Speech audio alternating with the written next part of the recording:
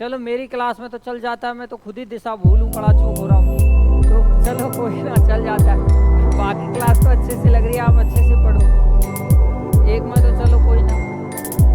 तो कल तक अपन वो वर्षा वर्षा पढ़ रहे थे। नॉर्मली वो टॉपिक आप बस इतना ही क्वेश्चन है, उसमें कोई ज़्यादा है नहीं, और अपन चूंकि सीईटी के बैच में है तो कोई ज़्यादा उसमें लेने की जरूरत नहीं है।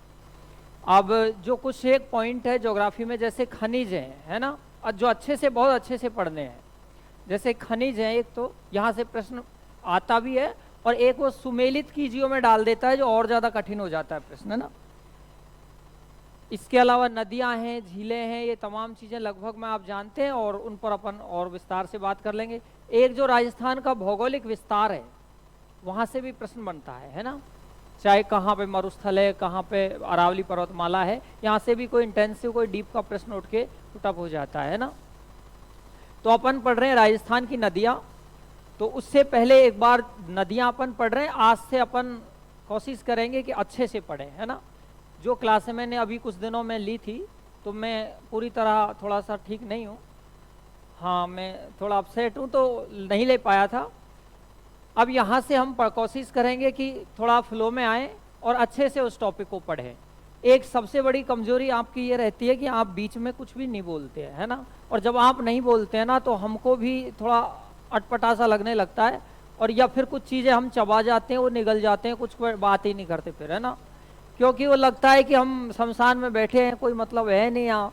तो इसलिए है ना, आप कोशिश करना कि थोड़ा चाहे वो भले ही आपको आता है, फिर भी आप थोड़ा थोड़ा पूछ लिया करो, तो हमको लगता है कि हाँ, हम संभ्रांत लोगों के बीच बैठे हैं, बहुत ही अलाइट लोग बैठे हुए हैं यहाँ पे, तो ऐसा लगता है ना। बाकी अपन नदियां पढ़ रहे हैं ना, और ये जो अपना टॉपिक है नदियां,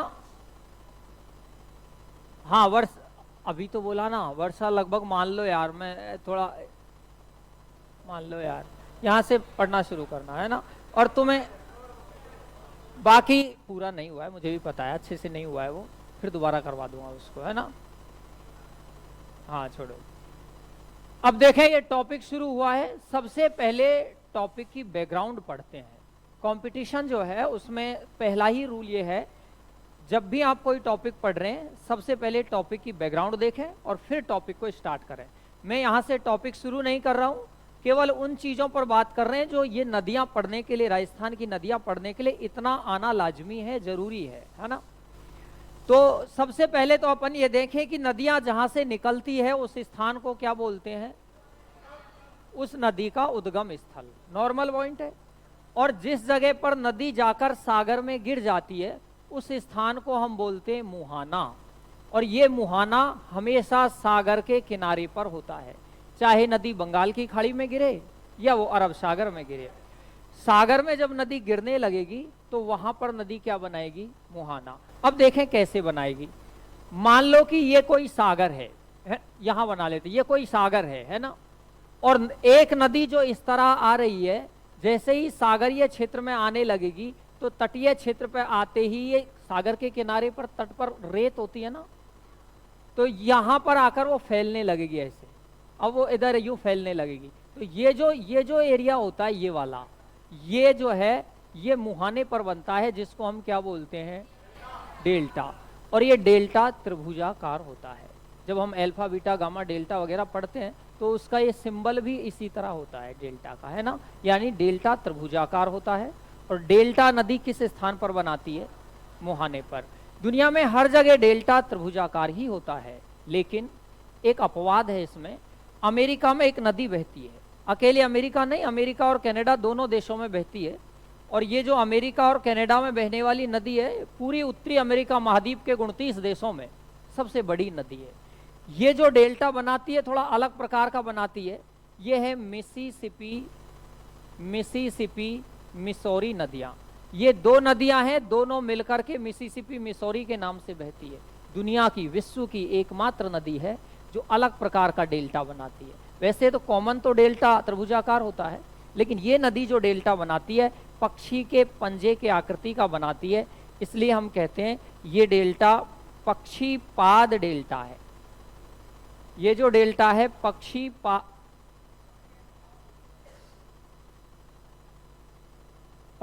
पाद डेल्टा बनाती है।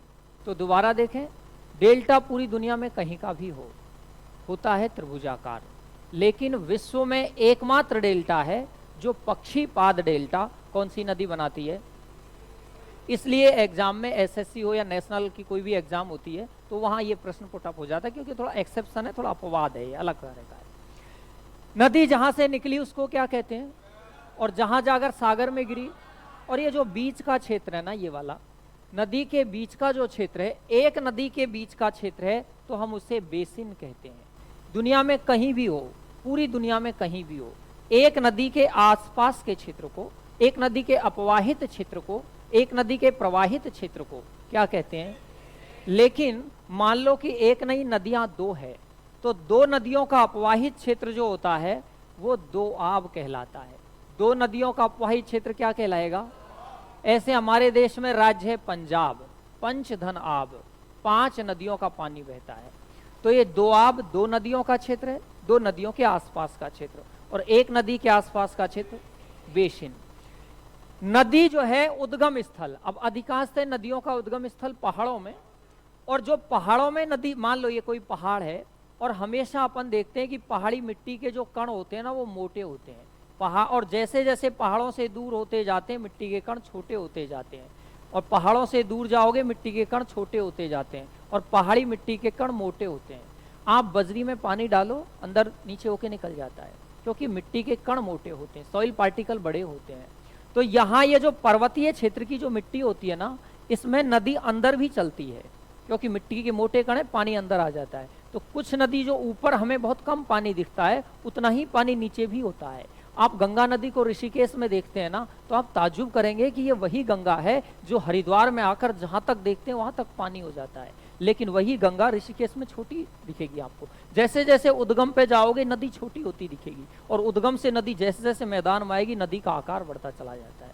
तो ये जो इलाका है पहाड़ी मिट्टी का जो क्षेत्र है, ये इसको ज्योग्राफी की भाषा में भाबर प्रदेश कहते हैं। भाबर प्रदेश, जहां पर नदी गर्त में होती है, थोड़ी अंदर होती है ना। जब भी कोई नदी पहाड़ों से निकलती है तो अपन देखते हैं कि कई बार नदी का जो उद्गम होता है ना, वो कई ग्लेशियर से हो जाता है।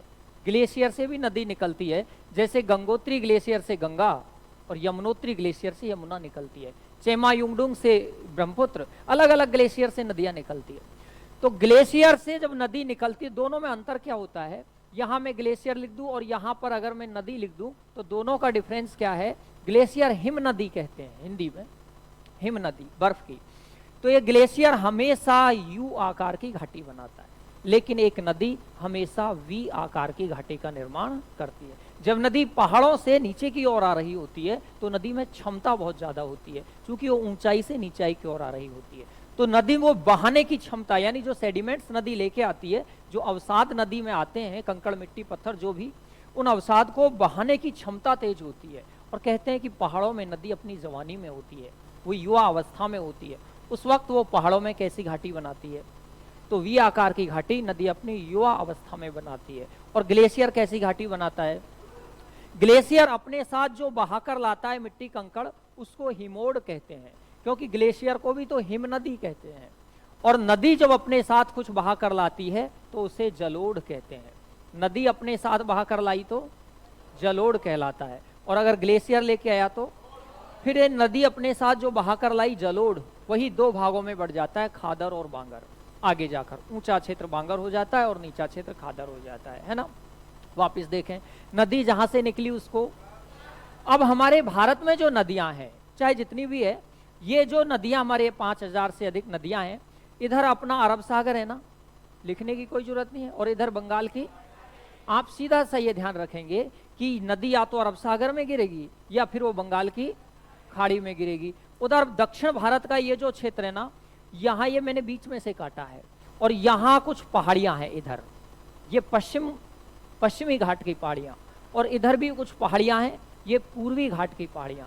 दोनों पहाड़ियों में एक डिफरेंस है, टोपोग्राफिकली एक डिफरेंस है कि ये पहाड़ियां जो है ना ऊंची है, ये उठी हुई पहाड़ियां हैं। दक्षिण भारत की बात कर रहा हूँ, क्योंकि नदी दक्षिण में गिरेगी ना, अरब सागर बंगाल खाड़ी, तो यहाँ ये भाग ऊंचा है, और ये वाली जो पहाड़ियां ना नीचा है। यही कारण है कि नदियां निकलती पश्चिमी घाट से है और गिरती पूर्वी घाट में है। क्योंकि जिधर ढाल होगा, स्लोप होगा, उधर नदी जाएगी। आप देख लो, कृष्णा निकलती है यहाँ से महाबलेश्वर से, महाराष्ट्र से, और गिरती उधर जाकर है आंध्र प्रदेश में जाकर के। आप देखें कावेरी इधर से निकलती इधर गिरती है, यहाँ कर्नाटक से निकलती है उधर जा तमिलनाडु में जाके गिरती है। तो ये वो भाग है, ये ऊंचा है ना। अब थोड़ा सा ये और देखना, ये अरब सागर है, कोई नदी अगर अरब सागर में गिरेगी तो डेल्टा नहीं बनाएगी, और अगर कोई नदी बंगाल की खाड़ी में गिरेगी तो डेफिनेटली वो क्या बनाएगी, डेल्टा। आप दुनिया के बड़े डेल्टा, भारत के बड़े डेल्टा, सुंदरवन को देख लो, यही है बंगाल की खाड़ी में, है ना। भारत में सुंदरवन तो सबसे बड़ा है, विश्व का सबसे बड़ा, भारत का भी सबसे बड़ा है, लेकिन सुंदरवन के अलावा दूसरा जो बड़ा है वो कृष्णा का डेल्टा है। कृष्णा का डेल्टा विजयवाड़ा के पास आंध्र प्रदेश में। ये बंगाल की खाड़ी में नदी गिरेगी तो क्या बनाएगी, बंगाल की खाड़ी में डेल्टा बनाएगी। ये क्या नाटक होता है, कहाँ चला है?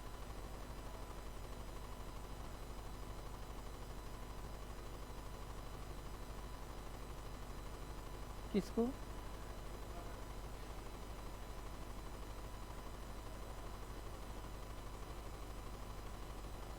वो आंगलीन में तो कहीं खून कौन ना था, बस थोड़ा कम चल समझवा करो, कोई खेवा की बात कौन है, नॉर्मल है।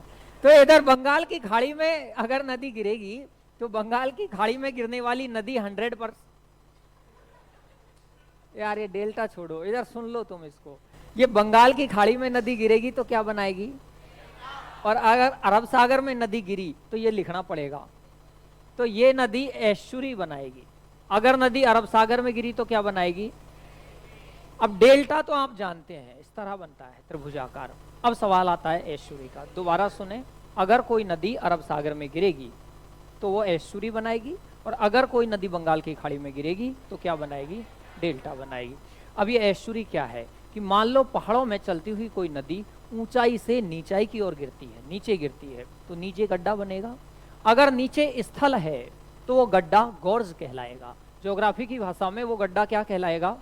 आप ये कह सकते हो ना कि ये जो गॉर्ज होता है ना, ये तब बनता है जब कोई नदी ऊंचाई से नीचे गिरती है, नीचे स्थल होना चाहिए, नीचे स्थल है तो क्या बनेगा, गॉर्ज।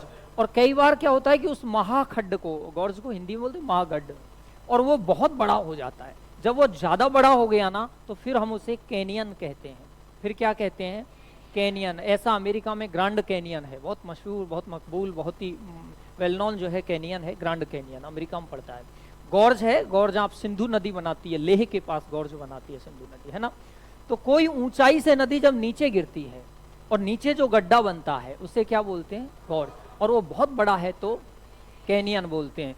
और कई बार क्या होता है कि अब नदी यहां से गिरी, मैंने कहा ये पहाड़ियां ऊंची है, और यहां से नदी नीचे गिरी इधर, तो इधर स्थल नहीं है, अरब सागर है। अगर कोई नदी ऊंचाई से नीचे गिरी वैसे ही, लेकिन नीचे स्थल नहीं है, पानी है, तो पानी में जो भंवर बनेगा उसे हम क्या कहते हैं, एस्चुरी कहते हैं, है ना। तो फर्क इतना है गॉर्ज और एस्चुरी में कि एस्चुरी जो बनता है वो जल में बनता है, और गॉर्ज जो है वो किस में बनता है, स्थल बनता है। ये एक नॉर्मल बातें हैं, हम टॉपिक पढ़ेंगे। अब मैं बात इधर उधर की नदियों की इसलिए कर रहा हूँ क्योंकि राजस्थान की नदियां भी तो आगे जाकर मिलना है, गिरना तो बंगाल की खाड़ी अरब सागर में उनको लास्ट में। दोबारा सुने, नदी जहां से निकली उसको उद्गम, जहां से निकली उसको उद्गम, और जहां जाकर गिर गई उसको। पूरे एशिया महाद्वीप की सबसे बड़ी सब्जी मंडी है मुहाना सब्जी मंडी, सांगानेर, है ना। और मुहाने पर नदी क्या बनाती है, डेल्टा की आकृति, त्रिभुजाकार होता है। लेकिन मिसिसिपी, मिसौरी उत्तरी अमेरिका महाद्वीप की नदियां हैं, यूएसए और कनाडा में बहती है। मिसिसिपी मिसौरी जो है मैक्सिको में भी थोड़ी सी जाती है। मिसिसिपी मिसौरी नदी कैसा डेल्टा बनाती है, पक्षीपाद। पूरे उत्तरी अमेरिका महाद्वीप जिसमें 29 देश आते हैं, बड़े देशों में कनाडा सबसे बड़ा है, यूएसए है, मैक्सिको है, और छोटे देश लेटिन अमेरिका आते हैं, ग्वाटेमाला, हंडुरास, निकारागुआ, कोस्टा रिका, बहुत छोटे देश आते हैं, उनकी बात। तो ये नदी पक्षीपाद डेल्टा बनाती है। कैसा डेल्टा है, पक्षीपाद बनाती है ना। अब ये जो उद्गम है, वहां से नदी निकली, अपने उद्गम स्थल के आसपास पर्वतीय क्षेत्रों में, पर्वतीय क्षेत्रों का जो क्षेत्र है उसको क्या बोलते हैं, भाबर। एक बार एग्जाम में पूछा था कि भारत का कौन सा भौगोलिक क्षेत्र है जहाँ मच्छरों का प्रकोप सबसे ज्यादा होता है। तो ऐसा क्षेत्र जो कीचड़नुमा हो, अंदर भी पानी है, ऊपर भी पानी है, तो ऐसा भाबर प्रदेश जो होता है वो मच्छरों का सर्वाधिक प्रकोप होता है। मेरे बड़े भाई लोग रहते हैं वहाँ। तो ये जो है ग्लेशियर जो है ग्लेशियर, ग्लेशियर कैसी घाटी बनाता है और नदी कैसी बनाता है? नदी वी आकार की घाटी और ग्लेशियर, दोनों में डिफरेंस है ना। ग्लेशियर अपने साथ बहा के लाया तो, और नदी लाई तो जलोढ़। अगर कोई नदी अरब सागर में गिरी तो क्या बना रही है, और बंगाल खाड़ी में गिरी तो। यहां से अपन पढ़ना शुरू करते हैं नदियों का टॉपिक। तो अब आप जमाएं राजस्थान की प्रमुख नदियां, या उससे पहले थोड़ा और खोल के देख लेते हैं। आप लिखें नदियां, बस नदियां। अब अपन राजस्थान पाएंगे, पूरे विश्व के बाद भारत और उसके बाद राजस्थान, है ना। लेकिन उन पर ज्यादा बात नहीं करेंगे, वहां नॉर्मल। जैसे अगर आपसे कहे हम नदियां पढ़ने जा रहे हैं, आपसे कहे विश्व की सबसे बड़ी, पूरे विश्व की सबसे, अब बड़ी का मतलब लंबी, है ना। बड़ी में नुक्ता लगता है क्या? ऐसे नुक्ता थोड़ी लगता है ये हाँ, इसको नुक्ता, हाँ। इसको वैसे अरबी में नुक्ता कहते हैं। ऊपर लगा दो तो हिंदी में अनुस्वार कहते हैं। ऊपर लगा दो तो अंक की मात्रा अनुस्वार हो जाती है, वो हिंदी में होती है, अरबी में ऐसे नुक्ता होता है। तो विश्व की सबसे बड़ी जो नदी है उसमें आप बताते रहना, बाद में उतार लेना, कहीं मैं अटक जाऊं आप बीच में बोलते रहना। दुनिया की सबसे बड़ी क्या लिखूं? नील नदी। नील नदी, ये नील नदी अफ्रीका महाद्वीप में बहती है। बोला कोई?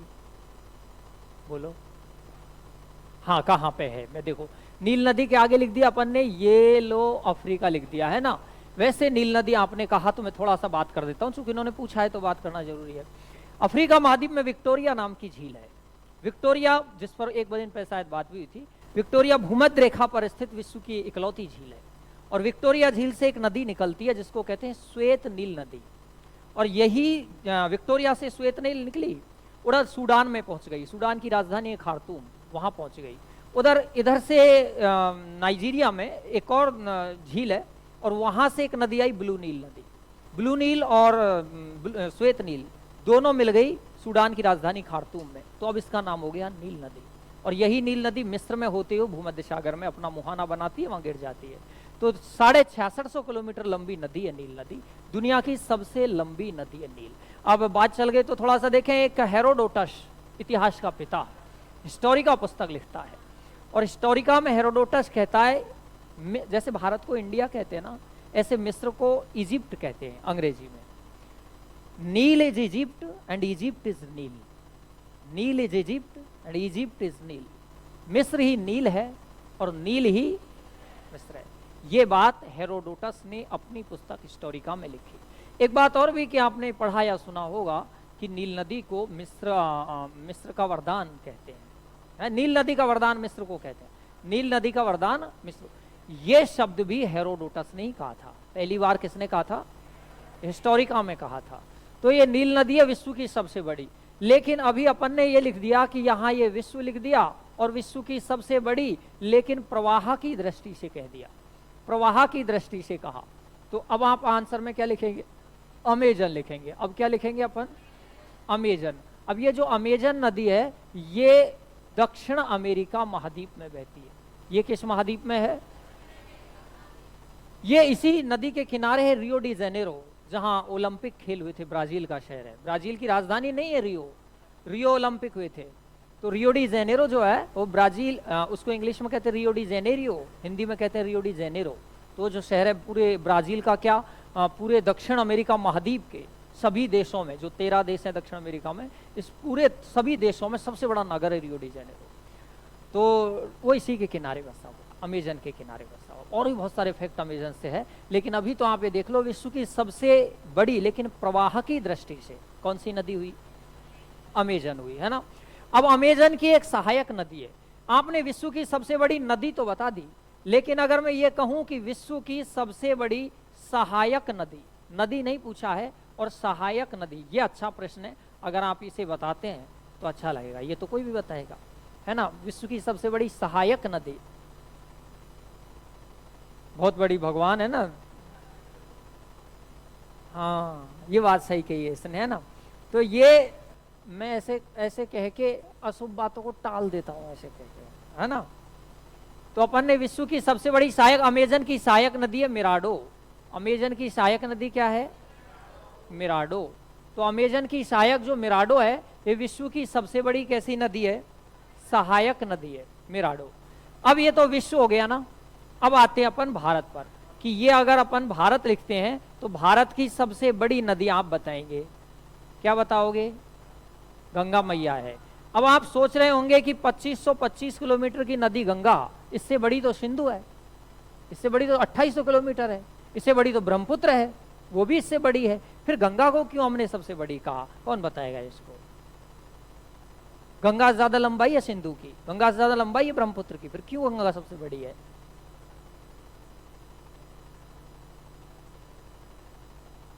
वो फर्क, हाँ चौड़ी अगर नदी, मैंने चौड़ी पे बात ही नहीं की थी यार, बहुत बढ़िया बात, ऐसे बीच में टोक दिया करो आप।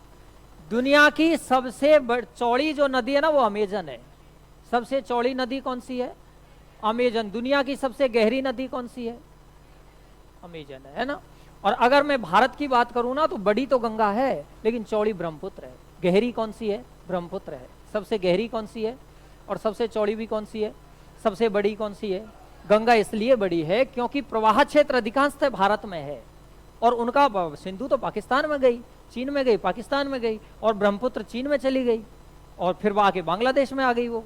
तो प्रवाह की दृष्टि से गंगा ही सबसे बड़ी है हमारे यहाँ, सबसे बड़ी गंगा है। और ये अगर यहाँ भारत लिखूं और सबसे बड़ी सहायक नदी लिखूं, सहायक नदी, तो गंगा की सबसे बड़ी सहायक क्या है? यमुना। तो कहते समय ध्यान रखेंगे, जमुना नहीं कहेंगे, यमुना कहेंगे, है ना। यमुनोत्री ग्लेशियर से निकलती है, हिमालय के, वही बृहत हिमालय, महान हिमालय की बंदरपुर श्रेणी के यमुनोत्री ग्लेशियर से निकलकर इलाहाबाद प्रयागराज में गंगा से मिल जाती है यमुना। वो भारत की सबसे बड़ी सहायक नदी है ना। भारत की सबसे चौड़ी और गहरी नदी क्या है? ब्रह्मपुत्र है। अब आ जाते हैं अपन किस पर? भारत के बाद किसका नंबर है? राजस्थान की। अब आप मुझे राजस्थान की सबसे बड़ी नदी बताएंगे। राजस्थान की सबसे बड़ी क्या है? लेकिन अगर मैंने यहां ये लिख दिया कि ये राजस्थान की बात कर रहे हैं प्रवाह की दृष्टि से, तो प्रवाह की दृष्टि से क्या कहेंगे? बनास। और चूंकि अपन राजस्थान पढ़ रहे हैं तो राजस्थान की नदियों को तो विस्तार से पढ़ेंगे, छोटी नहीं होता है ना। हाँ, चौड़ी की नदी कौन सी है? तो भी चंबल ही है। सबसे गहरी कौन सी है? तो भी चंबल ही है। केसराय पाटन है बूंदी में, वहां पहले मिल थी गन्ना की, अब तो बंद हो गई। तो बूंदी में 113 मीटर गहरी हो जाती है चंबल, 113 मीटर गहरी हो जाती है। तो सबसे गहरी नदी भी क्या है? सबसे चौड़ी भी क्या है? पूरी दुनिया की सबसे जो डरावनी नदी है वो भी चंबल है। पूरे भारत का सबसे बड़ा उत्खात करने वाली नदी, बीहड़ बनाने वाली नदी, वो भी चंबल ही है। दो राज्यों के बीच सबसे बड़ी अंतर्राज्यीय सीमा बनाने वाली नदी चंबल, पूरे देश की, वो भी चंबल ही। बहुत सारे फैक्ट चंबल के, चंबल को तो विस्तार से पढ़ेंगे अपन, राजस्थान की है ना। तो राजस्थान में प्रवाह की दृष्टि से क्या है? अब अपन ने यहां राजस्थान लिख दिया और सबसे बड़ी सहायक नदी पर बात की कि राजस्थान की सबसे बड़ी सहायक नदी। अब आप बताएंगे राजस्थान की सबसे बड़ी सहायक नदी। चंबल की सहायक क्या है? बनास। तो पूरे विश्व की सबसे बड़ी सहायक, भारत की सबसे बड़ी सहायक, राजस्थान की सबसे बड़ी सहायक बनास है। ठीक, बता। छोटी नहीं होता है नदी, नदियों में कहीं भी छोटा नहीं होता है ना। स्वच्छ कह सकते हो, गंदी और स्वच्छ, दूषित भी कह सकते हो और स्वच्छ भी कह सकते हो, है ना। ये फर्क अच्छा है, बात करूंगा मैं इसमें। हमारे राजस्थान में साबरमती नदी है ना, दक्षिण साबरमती का भाग आता है, वो सबसे प्रदूषित है, और यमुना पूरे भारत में सबसे प्रदूषित है।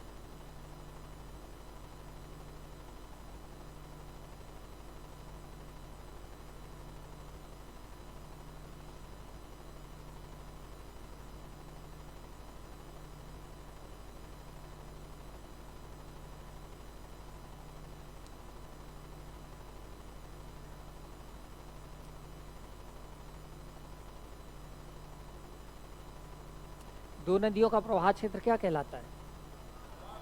एक नदी का बेसन, है ना।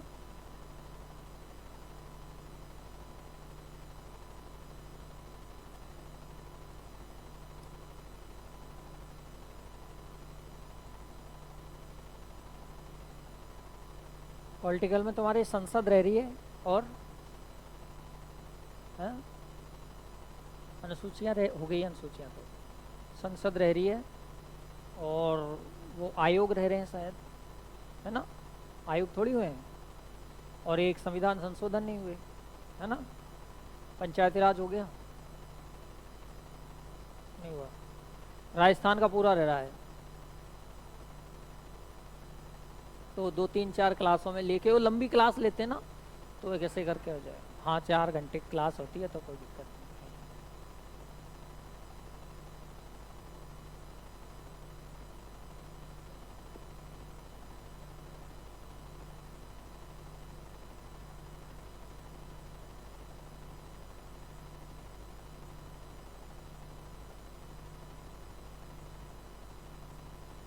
नहीं। मैं वीडियो देख रहा था, वैसे देखता रहता हूँ मैं, जो क्लास तुम्हारी लाइव रहती है तो मैं भी लाइव ही रहता हूँ उस टाइम पे।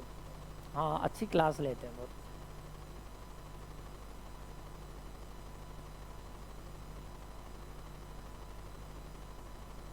हाँ ये बात तो तूने लाख रुपए कह दी भाई साहब, ये बात तो बहुत बढ़िया बात कह दी तूने, मान ली मैंने, है ना?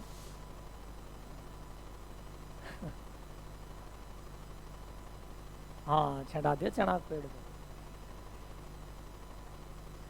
सुख दुखे समय कृत्वा लाभ लाभो जया जयो, इन चीज़ों का फर्क नहीं पड़ता है। लेकिन आप अगर बुराइयां भी करो तो भी कोई बात नहीं है, और अब भलाई करो तो भी कोई बात, चल रहा है।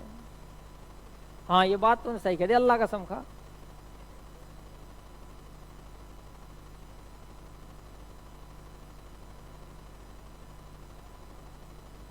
अरे ऐसे तो मैं होशियार हूं, पर इस बात का पता सिर्फ मुझे ही है बस, इस बात को मैं ही जानता हूं बस।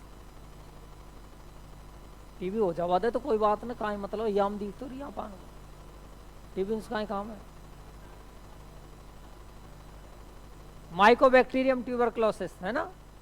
वही है ना इसका, है ना? चलो हटा दो इसको। लंबाई लिखूं क्या सबकी? तो ऐसे टोक दिया करो ना, तो मैं पहले ही कह रहा हूं मेरा फ्यूज उड़ा हुआ है, तो तुम टोक दिया करो।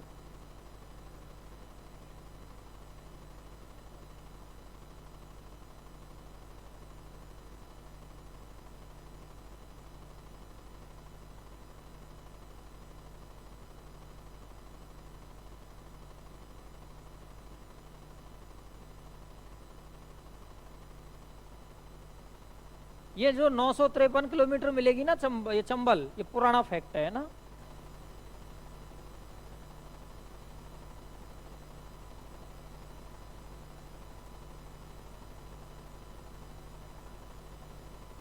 अब 1051 लिखा है, सबसे चौड़ी होगी। और चंबल पे इसलिए ज्यादा नहीं लिखा है, चंबल को विस्तार से पढ़ेंगे, राजस्थान की नदी है ना, तब सारी फैक्ट लिखेंगे चंबल।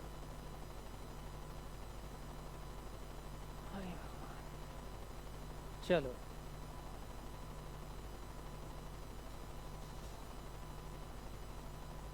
अरब सागर में गिरने वाली नदी क्या बनाएगी? ऐश्वर्य। अब 1 2 फैक्ट और मैं बोल के लिखा रहा हूं, क्योंकि बोर्ड पे लिखने की कोई जरूरत नहीं, डायरेक्ट लिख लोगे आप। भारत की सबसे पवित्र, आप जानते हैं ना, गंगा है ना? तो लिखें पहला फैक्ट, दक्षिण भारत की सबसे पवित्र नदी, दक्षिण भारत की सबसे पवित्र नदी। पूरे भारत में तो गंगा है। हम उत्तर भारत के लोग अपना अस्थि विसर्जन, अपना नहीं दूसरों का अस्थि विसर्जन गंगा में करते हैं, है ना? वैसे ही दक्षिण भारत के लोग अपना अस्थि विसर्जन किस में करते हैं? जो दक्षिण की सबसे पवित्र होती है, कावेरी। तो दक्षिण की सबसे पवित्र नदी कावेरी, दक्षिण भारत की सबसे पवित्र नदी कावेरी। कावेरी कर्नाटका में, तमिलनाडु में भी कावेरी। अब आप ये नहीं कहेंगे किस राज्य में, क्यों नहीं कहेंगे? क्योंकि पंछी नदियां पवन के झोंके, कोई सरहद ना इनको रोके। तो ये भौगोलिक सीमाओं को पार कर जाती है, इनकी कोई राजनीतिक सीमा नहीं होती है। तो हो गया ये सबसे पवित्र कावेरी। अब अगले पॉइंट पे, दक्षिण भारत की सबसे लंबी नदी, दक्षिण भारत की सबसे लंबी नदी। कृष्णा भारत में 5वें नंबर पे आता है, दक्षिण भारत में दूसरे नंबर पे आता है। दक्षिण भारत की सबसे लंबी नदी गोदावरी, गोदावरी, गंगे चैमने चैव गोदावरी सरस्वती नर्मदे सिंधु कावेरी जलेस्मिन सन्निधम कुरु। गोदावरी हो गई। लगभग गोदावरी की लंबाई लगभग 1365 किलोमीटर के आसपास है। कृष्णा 1300 किलोमीटर लंबी नदी है, 1365 किलोमीटर। गोदावरी हो गई दक्षिण भारत की सबसे। अब आता है मध्य भारत, भारत के मध्य में। उससे पहले मुझे एक बात बताओ, मध्य भारत एक ऐसी नदी जो इधर भारत बनाया ना अपन, इधर पूरब है इधर पश्चिम है ना, जो पूरब से पश्चिम की तरफ जाती है। एक ऐसी नदी जो भारत को बीचों बीच से काट देती है, जैसे नर्मदा है ना, भारत को बीचों बीच से कौन सी काटती है? इस फैक्ट को थोड़ा सा देख लो आप, है ना। आप जानते हैं कि ये भारत के मध्य से कर्क रेखा जाती है ना, और भारत के मध्य से ही विंध्याचल पर्वतमाला भी जाती है ना, और विंध्याचल के जस्ट नीचे थोड़ी विंध्याचल से छोटी है सतपुड़ा पर्वतमाला जाती है ना। ये विंध्याचल है, ये वी लिख दूं, और ये सतपुड़ा पर्वतमाला है एस लिख दूं, है ना। और ये कर्क रेखा है, और विंध्याचल और सतपुड़ा दोनों के बीच में एक नदी भी बहती है। इधर पूरब से आती है और इधर पश्चिम में गिरती है। पूरब से आकर ये खंबात की खाड़ी में अरब सागर में गिर जाती है। ये नर्मदा है ना। तो ये नर्मदा पूरब से पश्चिम की ओर आने वाली पूरे भारत की सबसे लंबी नदी है। पूरे भारत की सबसे, यूं कह दूं मध्य भारत की सबसे लंबी नदी है। दूसरे लफ्जों में कहूं तो ये विंध्याचल पर्वतमाला, ये सतपुड़ा, और दो पर्वतमालाओं के बीच का क्षेत्र। और किन्हीं दो पर्वतमाला, पूरी दुनिया में कहीं भी हो, दो पर्वतमालाओं के बीच के क्षेत्र को ज्योग्राफी में रिफ्ट घाटी कहते हैं। रिफ्ट वैली, रिफ्ट वैली है ना। अगर हिंदी में कहूं तो भ्रंश घाटी, रिवाइंस है ना, तो भ्रंश घाटी कहते हैं। और रिफ्ट में होकर बहने वाली जो नदियां हैं उनमें नर्मदा सबसे बड़ी है। और नर्मदा के समानांतर जो नदी चलती है इधर, यहाँ ताप्ती नदी चलती है। ताप्ती जो है, सूरत जिसके किनारे बसा हुआ है, ये ताप्ती नर्मदा के समानांतर चलती है। तो अगले फैक्ट में लिखें आप, भारत को मध्य से विभाजित करने वाली, भारत को मध्य से विभाजित करने वाली, कौमा, भारत को मध्य से विभाजित करने वाली, कौमा, पूर्व से पश्चिम की ओर बहने वाली सबसे बड़ी, पूर्व से पश्चिम की ओर बहने वाली सबसे बड़ी,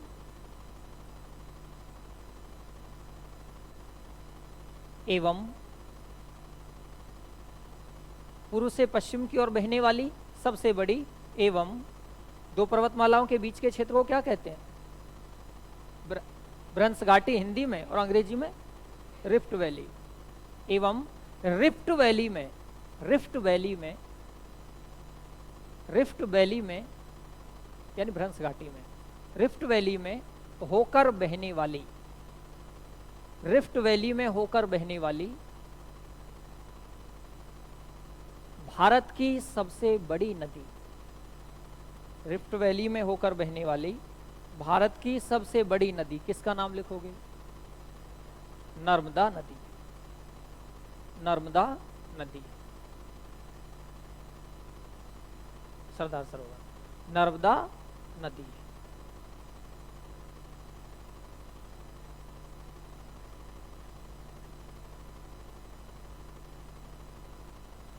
अब आते हैं हम राजस्थान की नदियों पर। ठीक, यहां तक थी टॉपिक की बैकग्राउंड। यहां से हम राजस्थान की जो नदियां हैं उन पर आते हैं। तो अब टॉपिक जमाएं राजस्थान की नदियां, राजस्थान की नदियां। अब यहां हम एक एक नदी को विस्तार से पढ़ेंगे। राजस्थान की नदियां, और नंबर एक सबसे बड़ी क्या है? चंबल नदी। राजस्थान की नदियां नंबर एक चंबल नदी। कोष्ठक में इसकी लंबाई कितनी लिखोगे?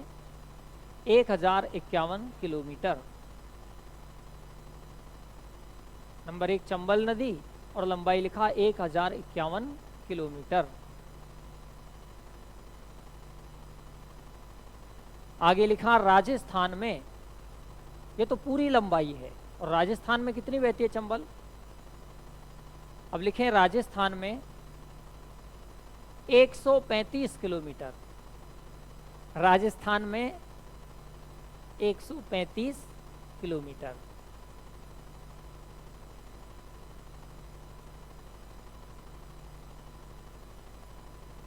अब नदी जहां से निकलेगी उस इलाके को क्या कहेंगे? उद्गम, है ना। मैं थोड़ी सी बात कर रहा हूं चंबल पे, लिख नहीं रहे अपन, है ना। चंबल निकलती है विंध्याचल से, और विंध्याचल पड़ती है मध्य प्रदेश में। विंध्याचल का अधिकांश भाग किसमें आता है? मध्य प्रदेश में आता है। तो मध्य प्रदेश से निकलती है, मध्य प्रदेश से निकलकर हमारी राजस्थान में आती है, और राजस्थान से निकलकर उत्तर प्रदेश में चली जाती है। यानी मध्य प्रदेश, राजस्थान और उत्तर प्रदेश। ये नदी कोई मुहाना नहीं बनाएगी। क्यों नहीं बनाएगी? क्योंकि सागर में नहीं जा रही है, ये तो यमुना से जाकर मिल जाती है। उत्तर प्रदेश में मुरादगंज के पास, इटावा के पास मुरादगंज नाम की जगह पर चंबल जो है यमुना नदी में मिल जाती है। यमुना की सबसे बड़ी सहायक नदी चंबल ही है ना। तो चंबल में कितने राज्य हो गए? 3। निकली एमपी से, उसके बाद राजस्थान, और उसके बाद उत्तर प्रदेश में बहती है।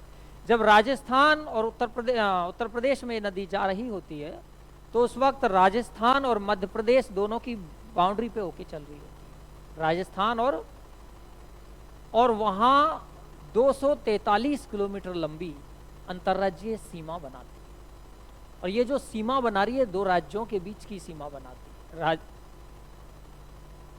243 किलोमीटर, है ना, अंतर्राज्यीय सीमा बनाती है। तो आप यूं कह सकते हो कि भारत में सबसे बड़ी जो अंतर्राज्यीय सीमा बनाती है वो कौन सी नदी है? चंबल है। पूरे देश में पहली बार जब नदी पर कोई अभ्यारण्य बनाने की योजना हुई तो चंबल पर घड़ियाल अभ्यारण्य की बात हुई। तो चंबल में कुछ जिलों में, आगे आ जाएंगे सारे जिले जो भी हैं, तो कुछ जिलों में चंबल पर अभ्यारण्य बनाया गया, घड़ियाल प्रजनन अभ्यारण्य बनाया गया वहां पे, है ना। तो पहली बार पूरे देश में किसी नदी पर अभ्यारण्य बनाया गया तो वो कौन सी है? चंबल ही है। यूनेस्को की विश्व विरासत सूची में जिस भारत की एकमात्र नदी को स्थान दिया गया वो इस नदी भी क्या है? चंबल ही है। भले ही हमारे देश में चंबल से बड़ी अनेकानेक नदियां हैं, बहुत सारी नदियां जो चंबल से बड़ी है लंबाई में, लेकिन उसके बावजूद भी चंबल को यूनेस्को की विश्व विरासत सूची में स्थान मिला। ये बड़ी बात है। चंबल नदी जो बीहड़ बनाती है, कुछ जिलों में हम उसे डांग क्षेत्र कहते हैं, और जो डकैतों का आश्रय स्थल रहा, डकैतों की शरण स्थली रही, और इसी तरह डांग की रानी फिर हमने करौली जिले को कह दिया। तो ये जो क्षेत्र है चंबल का काफी बड़ा रहा है। और आज की क्लास अपनी छोटी है, कल आप पढ़ के भी आएंगे चंबल, जिससे मुझे समझाने में ज़्यादा दिक्कत नहीं आएगी। चंबल पर बने हुए बांध वगैरह तमाम चीज़ें एक एक कर चंबल को बोर्ड पे ले आ जाएंगे, है ना। कल पढ़ेंगे।